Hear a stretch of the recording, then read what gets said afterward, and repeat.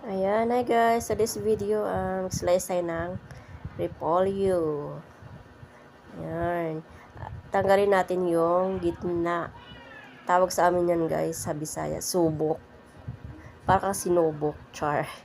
Diba? Tapos, ikat mo lang siya ng pa 1/4. Ayan. Inalis ko pala yan kasi medyo may bulok siya.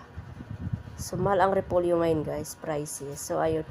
Niluto ko pala siya muna kasi ayoko na. Ayan. Konting halo. So, alisin natin siya.